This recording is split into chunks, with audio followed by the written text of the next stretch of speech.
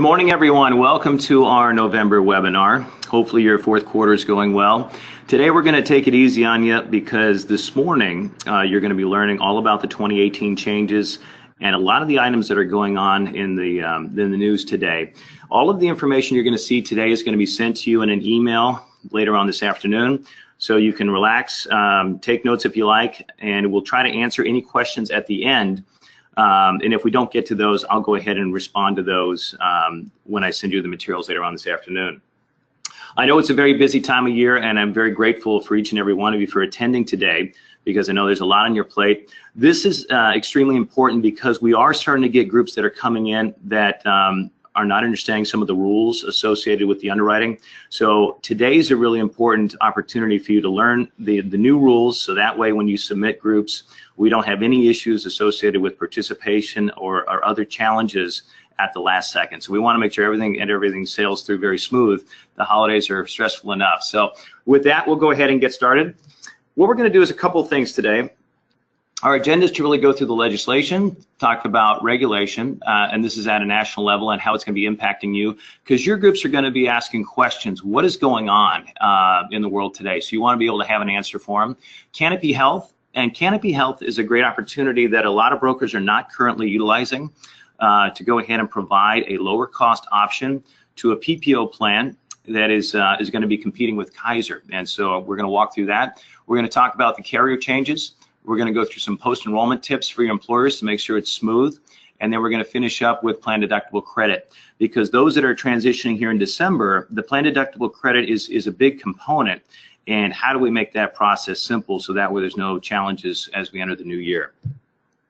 So let's get started. What's happening in the news today? The subsidies. Now what I'm going to be talking about today are items that were brought down from Washington, D.C., and they're impacting employees here in California. And now this is going to be on the individual side. So what happens is, if I'm low income, I am typically between $18,000 to $48,000, I get a subsidy. That subsidy is in two components. One is on the premium side when I purchase the plan, and then one is when I use it, which is on the deductibles that I get subsidized as well. What happened was the federal government reimburses the insurance companies who provide the cost to the individual at a lower rate. And so what happens is, because the insurance companies are offering their plans at a lower cost, the federal government will provide them with subsidies, so that way they're made whole. The president at this point has decided no longer to subsidize the insurance companies, and therefore the rates are going to go up for these individual plans. The insurance companies file two sets of rates. One is if they get a subsidy, and one is if they do not. And right now, effective immediately, they were no longer being subsidized, so the rates are going up on the individual side. The opportunity for you is that there are some smaller groups where the individuals have decided to get individual coverage, and now those rates are increasing, and now they're looking to come out of individual and go towards the group plan. So it could be an opportunity for you. The second one is prescription contraception. Now, this does not impact us for those that are on group plans in the state of California, because prescription contraception is covered at 100% under the rules for fully insured plans. This impacts those that may be Cigna level funded that are under ERISA, and it gives the employers the opportunity to not go ahead and cover prescription contraception. So this, again, is something you'll hear in the news, but it did not impact a lot of the groups that we're dealing with. But what are the executive orders that are pending, that are under review, that could impact us from a small group standpoint? And there's three of them. And the first one allows small groups to buy association plans. And what that means is that, let's say we're all in the printing business. And let's say there's 20 of us, we each own a printing company. We each have 30 employees each, and we buy individual group plans separately. What this would allow us to do is to go ahead and drop our group plan. We can all go ahead and band together as one large group and not have to comply with the small group ACA guidelines, and to be able to collectively buy a plan across state lines, which could be less expensive than the individual group plans that the 30 of us are buying individually. So this is being reviewed by the Department of Labor. Within 60 days, there's going to be a ruling whether they're going to allow this. or modify it. So this is something that the president has asked to be reviewed. If this happens, what this could do for us that have small group plans, a lot of them could possibly go away and therefore merge together into one larger SIC code and band together and buy coverage that way. So we're monitoring this because that could impact us in a negative way. The second one is it extends short-term policies from 90 days to a year. I have a 23-year-old son. He's basically just started work. He's now being offered insurance. But what he could do is, if this passes, he could look at this short-term policy for 1 year. It does not have all the ACA mandates. It's going to be less expensive than potentially a group plan, and it renews year after year. So he would drop out of his group plan and go ahead and purchase this short-term policy, pay less money, and what would happen at the end of the day would be those that are in the group plans are going to lose these young folks to these type of plans, which would drive up costs. This is the second pending order that is being reviewed by the Secretary of HHS, the Treasury, and there's going to be additional, within 60 days, there's going to be some guidance on this one as well. The third one is HRA accounts. And the way this impacts us on the group side is, let's say I have a group plan and you're my broker. What I'm going to do is I'm going to drop my group plan and I'm going to go ahead and give my employees the ability to buy an individual plan, and I'm going to set up a health reimbursement account and reimburse them for the premiums and possibly some of the costs associated with that up to a certain amount. So this is going to be cheaper for me than buying a group plan. I'm just going to have an HRA component. I'll reimburse them for their individual plans, and this is going to be tax deductible. This could also hurt us on the group side because now an employer would drop their group plan and now just set up an HRA account and use it for individual plans, not just group plans. This is the third component that's being reviewed right now. So all of these are under review. At the end of the day, the overriding goal is to reduce healthcare costs. And so as your groups are starting to hear about this, we just want to let them know nothing is finalized. ACA is the law of the land, but there are some things being reviewed. And as soon as we have some finality on it, we'll let you know.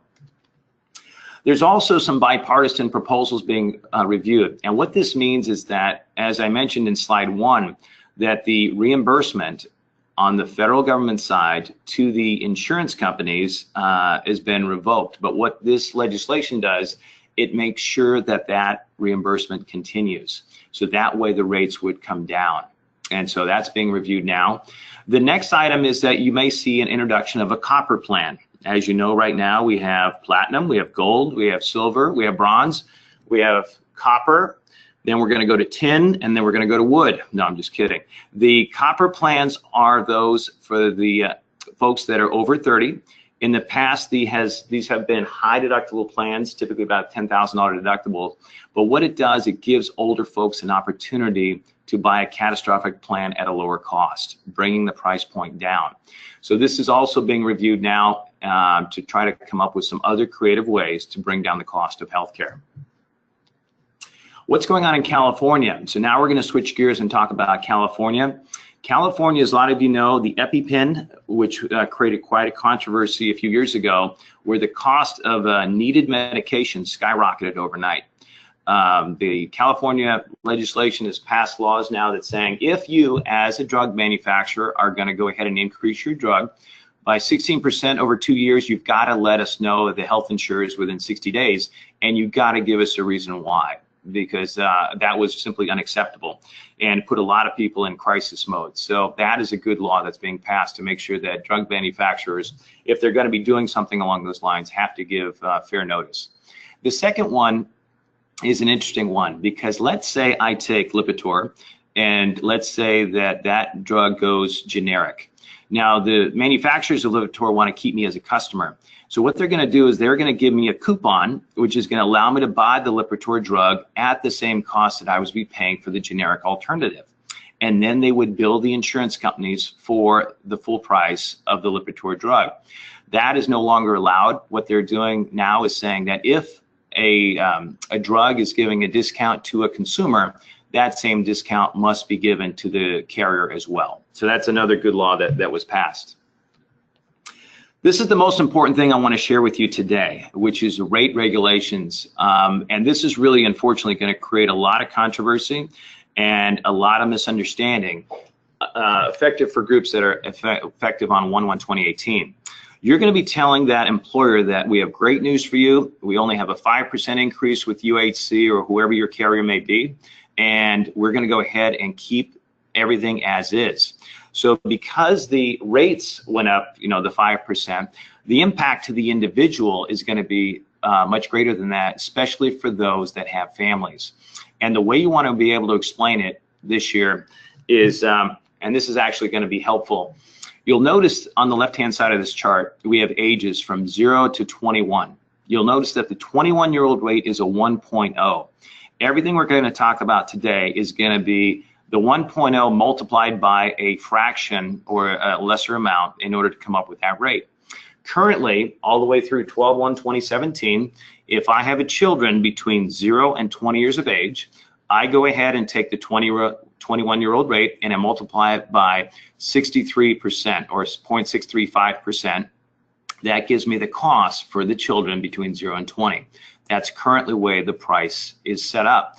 You'll notice that when we go between 20 and 21, there's a huge jump in the price between a 20 and a 21-year-old currently in the 2017. We go from 0.63, it's almost a 40% increase to 1.0. So the legislators said, how do we avoid families getting this big jump in price when they go from a 20 to a 21-year-old?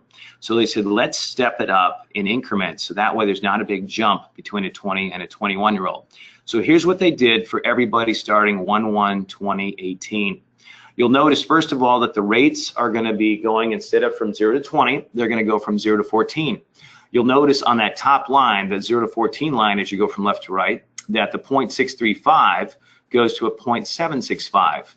Now, I thought that the rates between 0 to 14, you're already compressing the age band from 0 to 20 to 0 to 14.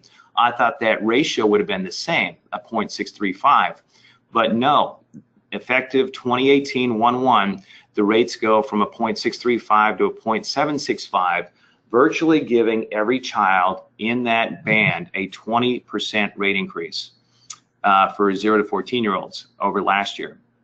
You'll notice that as the child ages 15, 16, 17, a 17-year-old goes from a 0.635 to a 0.885, giving them a 39% rate increase for a 17-year-old. And I hope nobody on the line has a 20-year-old, because your 20-year-old's going from a 0.635 to a 0.97, which is a 52% rate increase for that individual child. This is something that a lot of families are simply not going to understand what happened. How could the rates go up so significantly? You need to be able to explain to them that this is a rate regulation that is starting in 1/1/2018.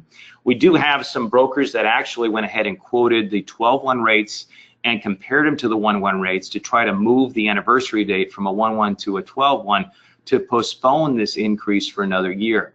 Obviously, it's a little late now to try and do something like that, but that's something that you want to be able to explain to your employers and to the families as to what happened. And unfortunately, this is going to lead to a lot more price increases for families. When you look at this comparison here, we want to focus on the 8. This is a family. You got mom and dad, and then you've got 4 children. You'll notice the 18, 15, and 12-year-old were all $256 in 2017. When we renew them in 2018, the 18-year-old goes to $368, the 15-year-old goes to $336, and the 12-year-old goes to $308. The beauty about this is the more children you have, as the 4th child is free and will continue to be free going forward. So anybody with families greater than 3 children, the coverage is priced to only impact the 3 oldest children, and the 4th child will be free. But you'll see the monthly rate increase goes from $1,788 to $2,032. A significant increase. That is a monthly increase. You multiply that by 12. That's what a family of 4 is looking at in 2018. So what can we do to help these poor families? What are some of the strategies that some brokers are doing now to really give them an opportunity to figure out how to save some money? One of them is the HSA plan design legislation. What you're looking at here for example, is the minimum deductible for HSAs is $1,350. There's single, and again, single is if I'm a single within a family, $2,700, and the family is $5,400. When we drop down to the out-of-pocket maximum, you'll notice that the standard plans are looking at $7,350 for individual, $14,700 for family. If I'm expecting a child in 2018, I'm looking at the out-of-pocket maximums for the HSA plans, because it looks like if I'm a family, I can go from $14,700 to $13,300 and save quite a bit of money. And that's what we're encouraging you to do, is to share this information. If I'm a high utilizer of medicine and if I'm hitting my out-of-pocket maximum, I may want to consider an HSA plan because I'm going to hit the out-of-pocket max either way. Might as well go for a plan with a lower out-of-pocket maximum as long as the pricing makes sense. So that's one thing we want to share with you. The other thing is the HSA contributions are going to go up. So if I'm a family, I can put away on a pre-tax basis $6,900 if I'm a family, $3,450 if I'm an individual, and if I'm 55 or over, I can put away an extra $1,000. So the way these individual deductibles work are a little tricky, and so we wanted to make sure as we walk through these, everyone understands when you sell an HSA account with Anthem versus United, what is the difference? So when we look at that bullet with Anthem, you'll notice it's $2,000, $2,700, and $4,000. So the employee only has $2,000. A family of four, one person will never pay more than the $2,700, and then four members could hit $1,000 each to satisfy that $4,000. The reason we're selling a lot more HSA with United is because that $4,000 family deductible does not exist. In this example, the plan is $2,000 deductible, and you see a $2,700, but you notice how you don't see a $4,000. Because one family member can hit the $2,700, four family members can hit $6,750 and satisfy the family deductible of $2,700. The beauty about this is that the insurance kicks in quicker and it's a better coverage opportunity for families. So keep this one in mind. We are selling a lot of UHC because the family deductible and the individual within the family are the same. Now let's move on to Canopy Health. Canopy, you've seen it advertised on the radio. They've done a great job of rolling out a couple of their meet and greets throughout the Bay Area. What is Canopy Health? So Canopy Health is a provider-created network.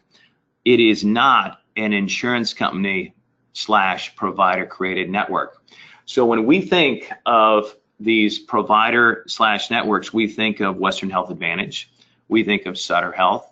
Canopy Health is not in the same category as those two I just mentioned because those have an insurance company component. Canopy Health is a provider network that is attached to an existing insurance company. And if we go down to the bullets there, second one up from the bottom, you see the available carrier networks. We have United Healthcare. And the key thing I want to point out to you is that you see where Canopy is located. It's in the Signature Value Advantage HMO network, which is the narrow HMO. Oftentimes when we quote here in the Bay Area, 70% of the groups are PPOs. So when we quote UHC, oftentimes it's alongside a Kaiser. We're asked to quote like plans and a downgrade. What we do is we quote the PPOs within United Healthcare, and because Canopy is a Signature Value HMO, it never makes the spread. And this is what we want to reinforce to everyone on this call today. Make sure that when you do quote United Healthcare, you're going to offer your PPO options. You want to include the Signature Value Advantage HMO. This is going to be a lower cost option for the employees that enroll in this. And as they're looking to figure out, do I want to go to Kaiser or do I want to go to the PPO within United? Oftentimes that PPO is too expensive. And these employees really want the ability to access one of the two premier medical facilities on the West Coast, which is in our area, which is Stanford and UCSF. Now you can't access Stanford with Canopy, but you can access UCSF. And so effective 11/1, when you quote, you want to add United Healthcare, and you always want to add the Signature Value Advantage HMO to that, which gives you Canopy. Effective 1/1 for your groups, we would encourage you to look at Western Health Advantage, the full network. For groups that are in the Bay Area, Western Health is coming down to the Bay Area, and the network you're going to be using here in the Bay Area is Canopy. The one that we're quoting primarily now is CalChoice, and that includes Canopy through Western Health Advantage. So when we're quoting it, you want to make sure you're able to explain this to your employers. What they're going to do is they're going to get the opportunity. If I live in Walnut Creek, I can go to John Muir for my primary care doctor. That doctor can refer me to UCSF if I need any type of major service or procedure done, which is that premier medical facility. Oftentimes, when I'm getting quoted a Signature Value Advantage HMO, which is a narrow network, I typically do not get access to a premier facility like UCSF. That is why this is so amazing. The price point is low. The product that you're getting is huge because I am not limited to John Muir. My John Muir primary care doctor can refer me to anyone you see in that network, including UCSF. So that's important to understand. So what's going to happen? The member chooses a primary care doctor in the Canopy Health, and they can be referred to any provider in the Canopy Health network. And that example, as I mentioned, the member selected John Muir Medical Group PCP in Walnut Creek, and they can be referred to UCSF specialists in San Francisco.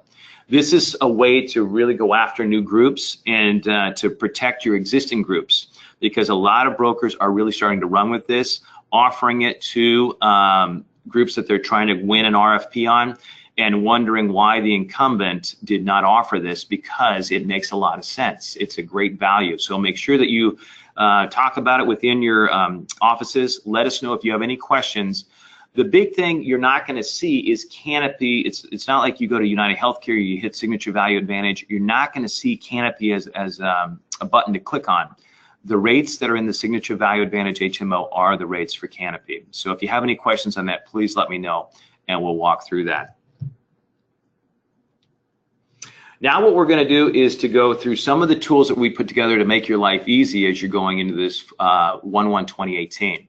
The first thing we're going to talk about is what is selling in our area. As I mentioned, here's the fourth quarter. What we're showing now is in Alameda County. You'll notice that it's Blue Shield, United Healthcare for the silver plans, and the bronze is the Aetna plan, which is going to be the bronze 6500.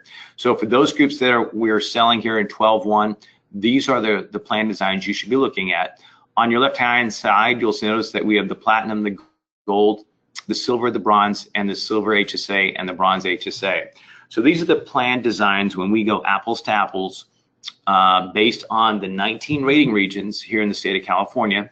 And as we look up here, here's Alameda and here's Contra Costa. You'll notice what's interesting is Blue Shield is competitive in Alameda County, and Anthem Blue Cross is very competitive in Contra Costa. So this is what you should be looking at as you're going through your renewals. If they're already on the plan that you're seeing listed here, they're on the most competitive PPO option available. If they're not, let's say, for example, they run HealthNet, you may want to consider looking at these options because these are the most competitive currently. When I send this out tonight, we've also updated it for January 2018, so I'm going to send you that as well, so you'll have both options to look at. If you're questioning where is this employer located, you go to the very back, and here are the rating areas. These are the 19 rating areas that the state of California is divvied up into. It's where that employer is located. If that employer is located in San Francisco, we're going to go to Area 4. You'll see that right here. And then all you have to do is back up to Area 4, and you'll see Area 4 is right here. And this is what you should be selling if you're selling PPOs in San Francisco. This is a great tool, and we'll make it available for both 12/1 and 1/1. Now we're going to move on to a special open enrollment window. And this is something that if you're struggling all year with a group that doesn't meet participation and could not get a group planned, now is your opportunity. You want to circle back, contact groups such as restaurants. We have a lot of agricultural that are trying to figure out how to get a group plan. This is your opportunity. The way the special open enrollment works by law, during this window between 11/15/2017 and 12/15/2017, the employer has the opportunity to get a group plan without satisfying the traditional participation requirements and contribution requirements. And these are huge. I just did an enrollment meeting the other day where an employer was looking at offering this open window and did not actually have any contribution at all. We handed out gross rates to the employees, which obviously didn't go down too well, but that employer said, we're struggling financially, I'm going to offer a group plan, I can do it under the special open enrollment window, and I don't have to meet the contribution requirements. Some of the other things I want to point out to you, as you're going down here, you look across the top, you'll see Aetna, Anthem Blue Cross, Blue Shield, and Cal Choice. As you come down, you're going to see the submission deadline. These are strict deadlines because the carriers do not like these type of groups, because typically they don't have enough spread of risk, which is why we don't meet the contribution requirement, and they tend to be have more claims. So the carriers are very strict, and if you don't hit the deadlines, they're not going to approve the group. So be very careful. Make sure you explain this to the groups ahead of time. You have this open window that starts tomorrow from 11:15 to 12:15 for groups effective dates 1/1/2018. Now, there's two questions that often come up. Can I go alongside a Kaiser? Can I have Aetna and Kaiser alongside each other and go through the special open window? As you come down here, you'll see it's not allowed with Aetna. It's not allowed with Anthem. Kaiser is allowed with Blue Shield, and obviously with Cal Choice, it's not allowed as well. We'll talk about a couple of more carriers in just a moment. Now, the other question is, what happens next year? So we got them in under the gun, under the special open enrollment window. When we renew in let's say it's 1/1/2019, what's going to happen? Is it guarantee renewable, or are we going to have a problem? So you look under Aetna. Aetna says yes, you can renew. So as soon as you're in the door with Aetna, you don't have to worry ever again. The group will continue to stay with Aetna. If we move over to Anthem, you'll notice that the Anthem groups are randomly audited. So if you're not meeting participation, the traditional participation guidelines in 2019, then they have the ability to kick you out or give you a time frame to meet the participation and contribution requirements. Blue Shield says we may recertify you, and if terminated, the groups can reapply. And then you need a recertification letter for California Choice. So the other thing you want to be careful of is that you also need to get waivers. So let's say we have a group of 30, we're going to have only 6 enrolled. We're going to go ahead and get a waiver for all of those that are not enrolling in the group. So we have to make sure we understand that. All of the other underwriting guidelines apply. So if I have more than 51% out of state, that is going to come back and bite you and not allow you to go ahead and use this special window, because all the underwriting rules from everything else will apply. The only passes you get are on the participation requirement and the contribution requirement. So now let's talk about Health Net, Kaiser, and United Healthcare. So as we talked about, are they allowed alongside a Kaiser? Health Net allows it. Kaiser is allowing for it, and then when we see United Healthcare, they're allowing for alongside a Kaiser as long as you have minimum 5 enrolled. The guaranteed renewable rules are here as well. So this is important to know. And then the waivers are also needed. So hopefully that's helpful. The next thing we're going to talk about is installation deadlines. One of our jobs here, especially during this crazy season, is to manage expectations. And this is a good tool that you're going to be using to go ahead and tell the group, when can I expect things to happen? So let's say UHC is hot right now. So once the group is submitted, we'll go ahead and get it through SAM, we'll get it approved for you. When do the ID cards get received? So those are received 10 to 15 days following the group approval. This is what you want to tell your employer to tell the employees. 10 to 15 days, you'll have your ID cards. That is why for groups that are being submitted here, for 12/1, for UHC, we want those groups to come in as soon as possible so we can get those approved for you, because we want them to have their ID cards in hand by 12/1, which is coming up very quick. As you know, next week is Thanksgiving, so Thursday, Friday of next week are days when people will not be working. So we always have to cut out those days as well. So we only have a 3-day week next week. Who do the ID cards get delivered to?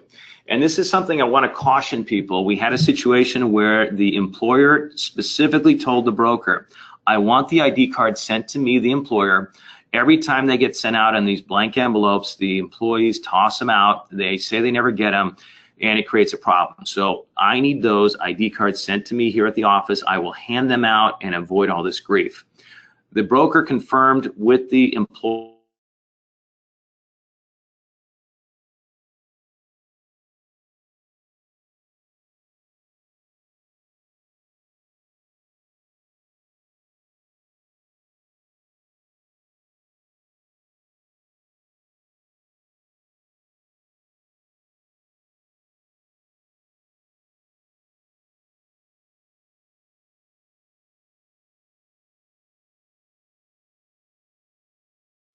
These are little things. This little cheat sheet can save you a lot of grief. So please remember, you cannot have the ID cards delivered to the employer. They only go to the employee. How many cards do I get? Those are listed here, and you'll see them listed. And again, if it's an HMO PPO, it's two per family member, unless they have different primary care doctors. The administration kit, is it sent to the broker or to the employer? You'll see some carriers give you the option, some of them will send it just to the employer. And you'll notice there is open window rules, and then who distributes the renewals, the carrier does. So this is a great tool to have in mind, and again, make sure that you're referencing this to really manage expectations of your group to avoid any problems. So now let's talk about what's happening at the carrier level. So we talk about Aetna. We noticed that the Aetna's very competitive on that bronze plan. The quarterly increase was very nominal, which is nice. The big thing here is that when you look up medications under Aetna, they are changing their formulary in 2018.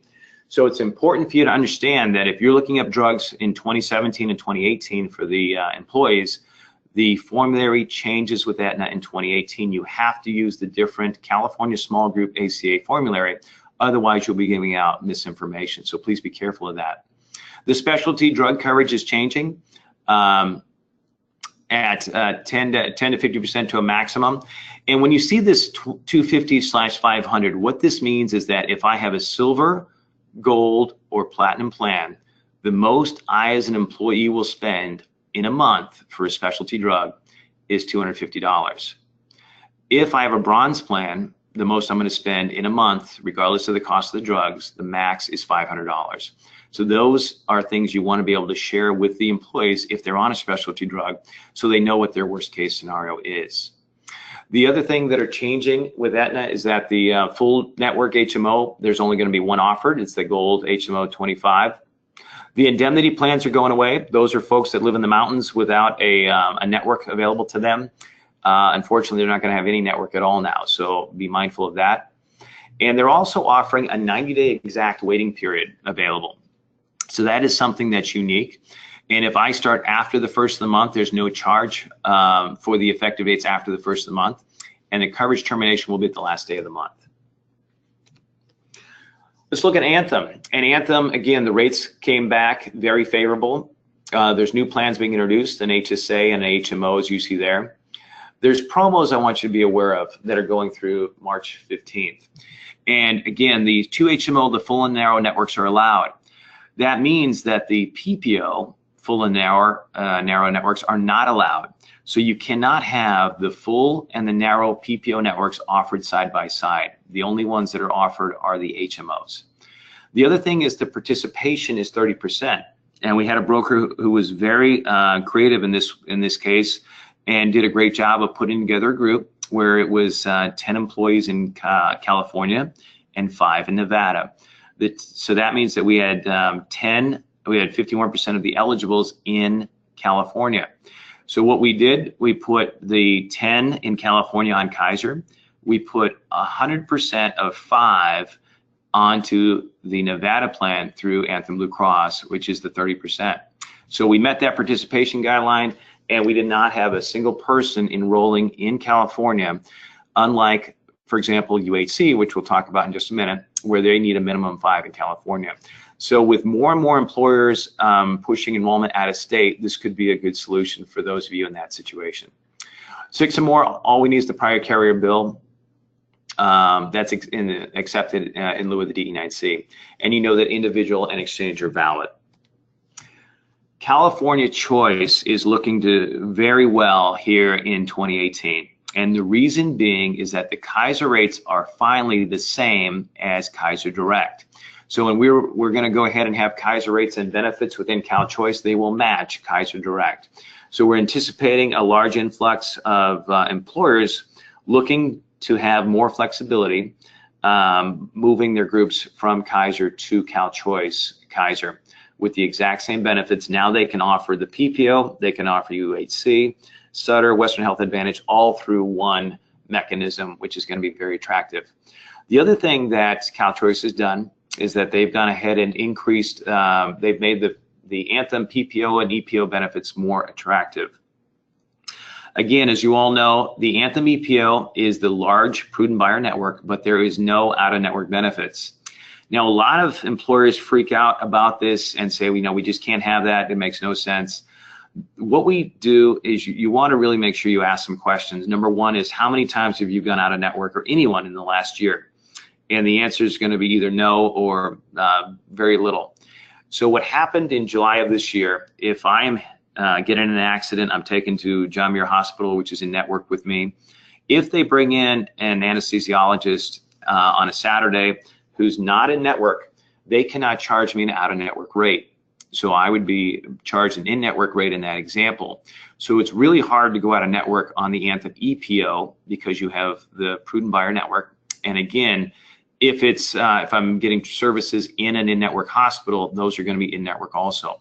So you want to make sure you really understand and be able to explain that to your employer, because the EPO is actually pretty good. And the other thing is, let's say I do have an out-of-network charge.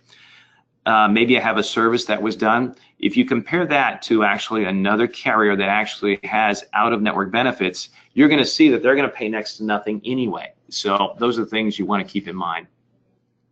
When we talk about office visits, we noticed that they're improved it. So it's going to be the first 3 visits are gone away, so that makes it more attractive.